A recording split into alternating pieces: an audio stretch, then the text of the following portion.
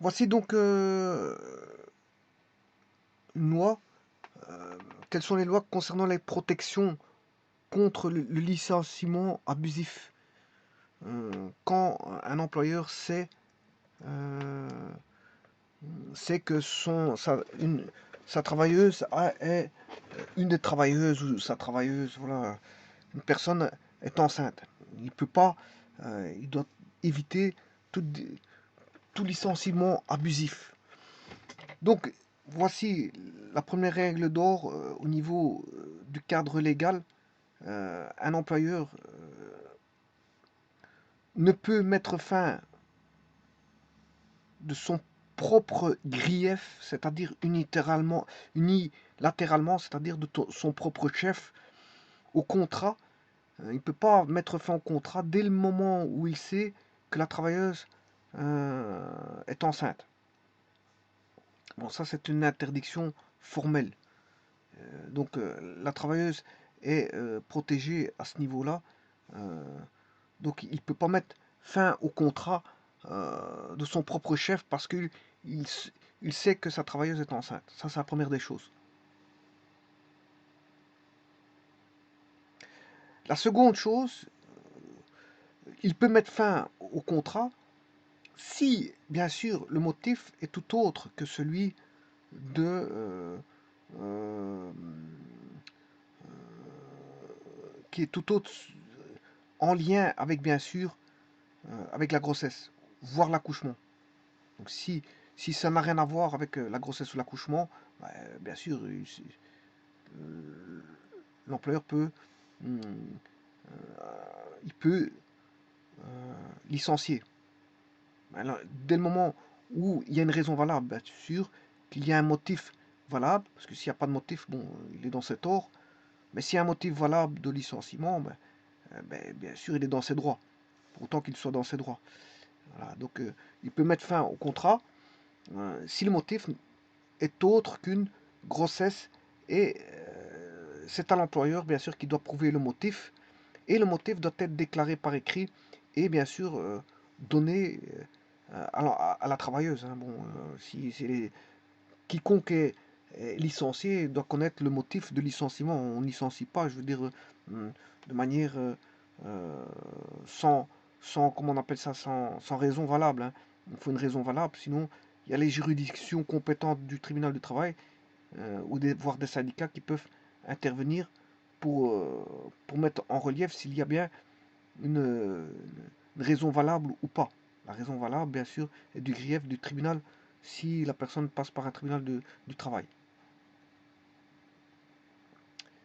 Voilà, donc il peut mettre fin au contrat si la raison est tout autre que le physique, voire s'il est lié à l'accouchement. Si, au-delà de ça, il peut licencier, mais sinon, il est la personne travailleuse euh, avec un état de grossesse doit faire valoir ses droits et faire en sorte qu'il n'y a aucun lien de relation avec l'état de grossesse ou voire l'accouchement. Au niveau du motif. Alors, elle est protégée du licenciement, donc la protection contre le licenciement abusif, elle est protégée, bien sûr. Ici, ça, c'est la date euh, de la prise de conscience de l'employeur par, bien sûr, un certificat médical. Il sait là, à ce moment-là, que la travailleuse est en état de grossesse. État de grossesse. Voilà. Dès le moment où il sait qu'il y a l'état de grossesse, voilà, ça va durer un certain temps. Voilà. Et bien sûr, il y aura une période de congé post-natal. Congé post-natal. Eh bien, la personne n'est pas licenciable dès le moment où elle rentre dans euh, voilà, cette zone, au-delà de cette zone-là. Un mois après cette zone-là, elle n'est pas licenciable. Donc, c'est-à-dire, elle est licenciable qu'après un mois après l'expiration des congés post-nataux. Un mois après l'expiration des congés post-nataux. Donc, l'expiration des congés post-nataux, il faut se dire qu'il y a les congés post-nataux ben, un mois après, alors ce mois, il est décrit ici, c'est un mois ici qui est ici, un mois après les congés postnataux, ben là, elle est licenciable, hein. Ouais, on peut plus prétendre que bon, elle va avoir un enfant, puisque l'enfant, il l'a eu, elle l'a eu. Et je veux dire, les congés postnataux duraient un certain temps. Bon, un mois après, on peut se dire que bon, on peut pas trouver un motif que c'est dû, je veux dire, voilà, à la grossesse ou à l'accouchement. Voilà, là, elle est licenciable. Donc, dans tous les cas de figure, elle est non licenciable dans une certaine zone que je vais vous décrire maintenant, à l'expiration, un mois après l'expiration des, voilà, un mois après l'expiration des, euh, des congés postnataux, ben là, à ce moment-là, elle n'est pas licenciable.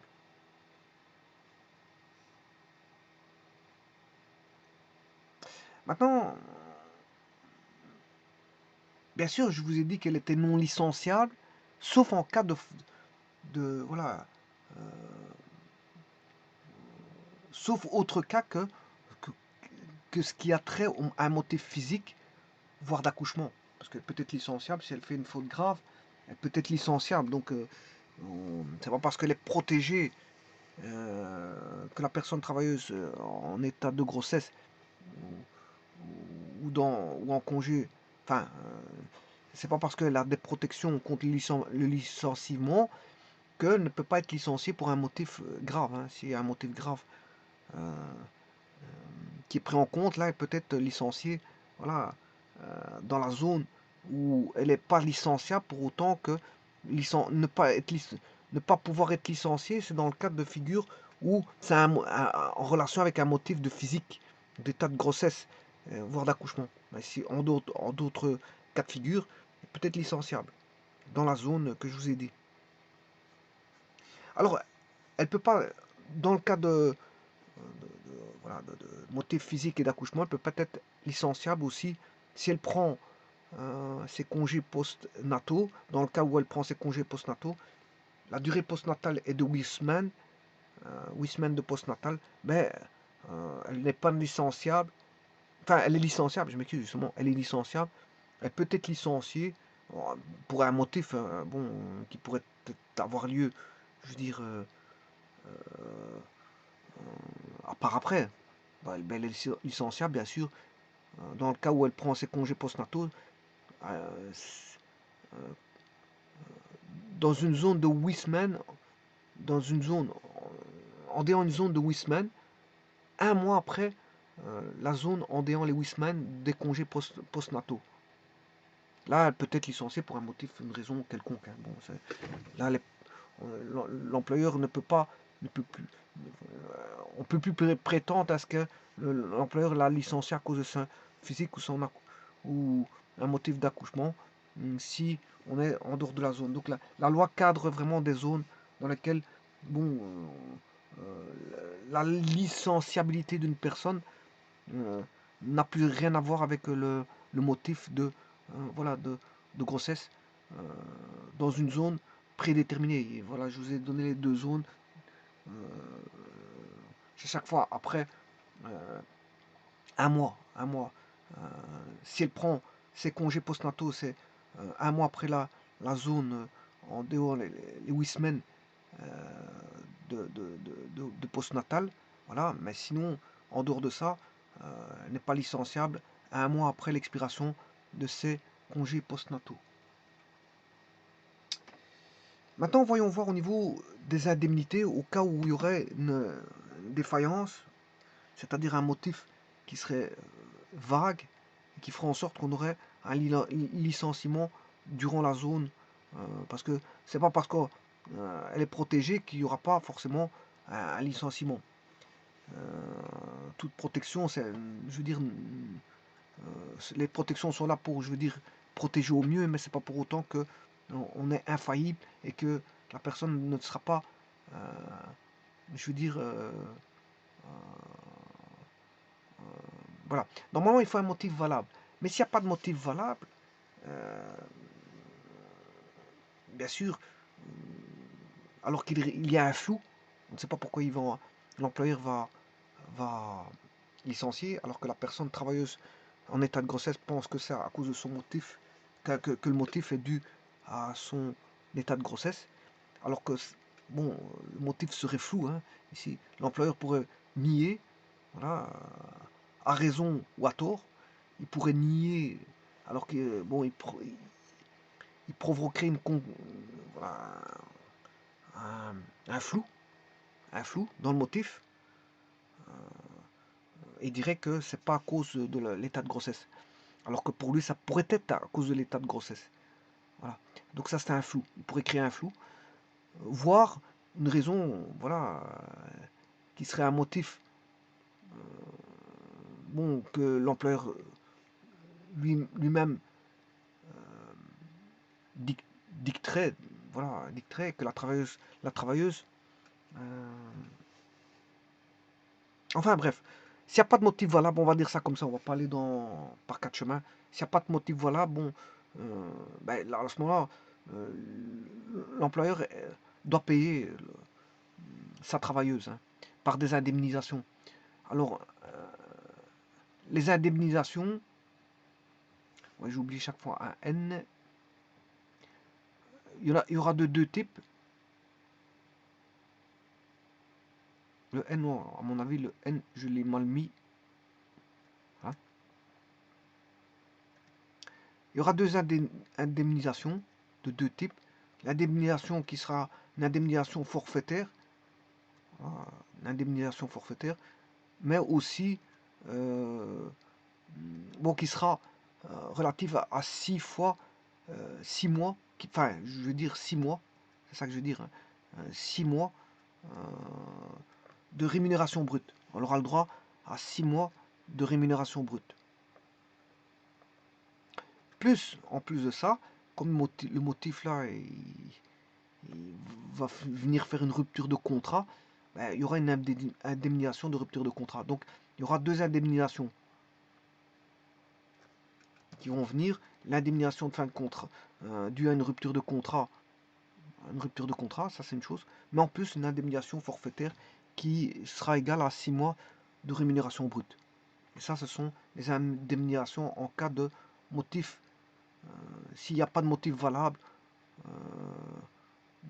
et qu'il y a un licenciement.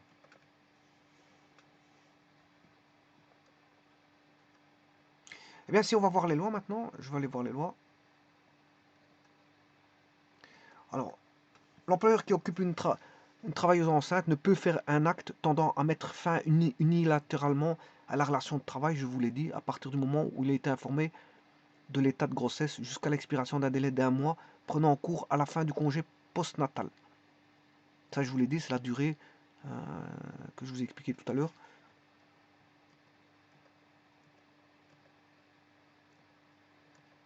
Voilà, c'est cette durée-là, non licenciable.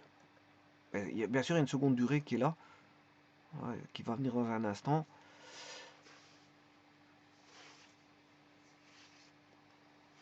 Sauf pour des motifs étrangers à l'état physique résultant de la grossesse ou de l'accouchement. À ce moment-là, il peut licencier. Si ça n'a rien à voir avec l'état physique, voilà, il y a une faute grave, par exemple, c'est normal qu'il peut licencier.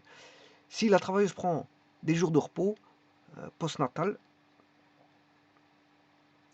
voilà, c'est ce que je vous ai dit ici, ça c'est le second, c'est le prendre des repos postnatal, c'est le second cas de figure. Voilà. Si elle prend ses congés postnatal, voilà, le voici.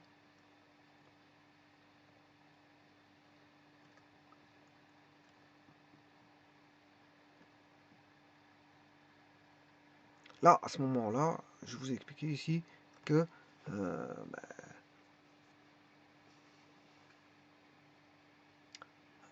si la travailleuse prend des jours de repos postnatal, cette protection contre le licenciement court jusqu'à 1 mois après la période de 8 semaines en dehors lesquelles les jours de repos postnatal doivent être pris.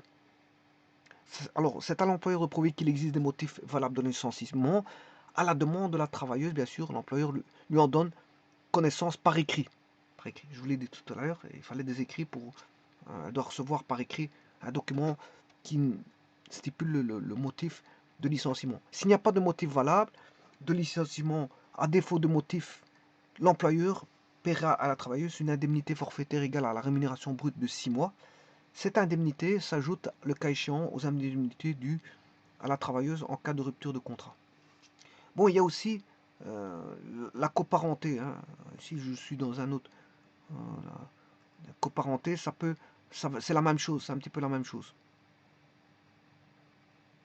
Si vous lisez ici, congé de naissance des coparents, voilà, il vous explique un petit peu des choses aussi.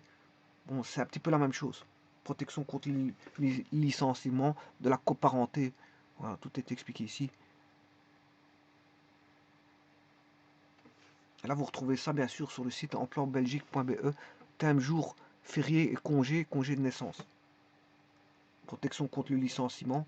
Vous pouvez aussi taper la congé de naissance des coparents. Congé de naissance, voilà, champ d'application, congé de naissance.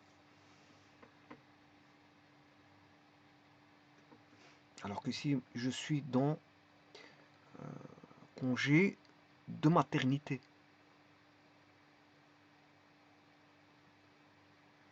Congé de naissance, c'est ici. Je vous remercie.